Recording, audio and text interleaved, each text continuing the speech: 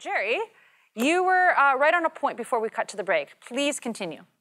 Well, the great consternation for most leaders is putting the right team around them. And, you walk that tight line between arrogance because you know best and dismissive of other people because you know best. And somehow this mythical tent, as I was explaining, you want everybody in there. You want all these different viewpoints coming together and rallying up. And I don't see that type of galvanization happening in the near future. I think the party's got to take its time going through this. The worst thing that could happen is that Paul scares everybody else away and they have a crowning. We had that with the Liberals, and look how that turned out. I hear you. Elliot? Well, I would definitely agree that the party deserves and should take its time. For me, this, as an outsider, again, this is a crucial moment for the Conservative Party of Canada. There's very strong similarities I see with where the Liberals were after Stéphane Dion. And the party was fighting for its identity. And I feel that's where things are right now with the Conservatives. Rushing a leadership, a coronation of Pierre Poilievre doesn't allow for a debate of ideas and really a decision on the direction the party should go. And having it done on the backdrop of what else is going on in this country at the moment. I'm here in downtown Ottawa.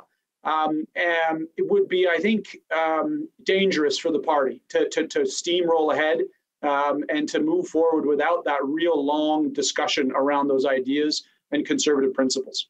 Yes, I completely agree with you, because as we've seen what happened with the Green Party, with Annie Paul, for some, it was a quite surprise that she had won the leadership.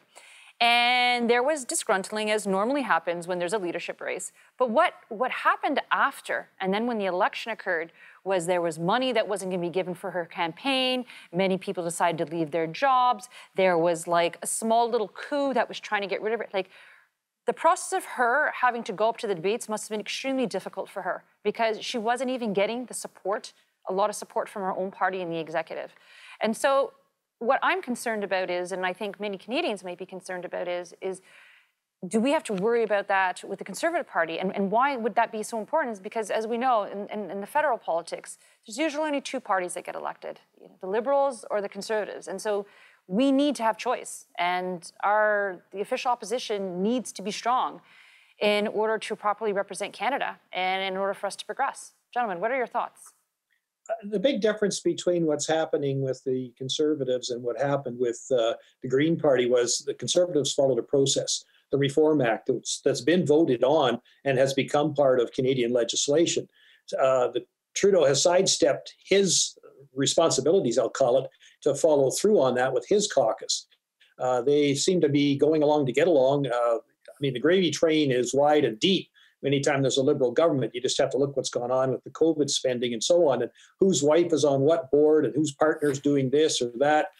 People are still directors of companies that should not be. The Accountability Act has been torn aside, and the fringe, the unacceptable fringe that Trudeau talks about, is now the fabric of the country.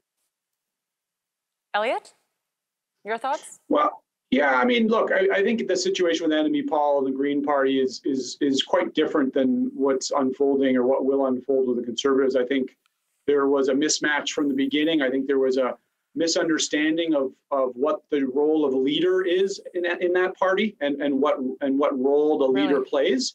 They're more of a chief spokesperson than spokeswoman, I should say, than actual deciding on what policy goes and stays. I see, meaning that because they had Elizabeth May from the get-go, and she'd been there for quite some time, that the party didn't quite know how to deal when they had a new leader. And this is kind of, I guess, a little bit of their pressure points being reflected for all of us to see, essentially. It's actually in their constitution as a party. So it's a fundamental difference than the other parties in the role of the leader. I think a huge difference in all of this, too, is the advent of social media, as opposed to watching the 6 o'clock news and the mainstream media and so on and getting your news from there.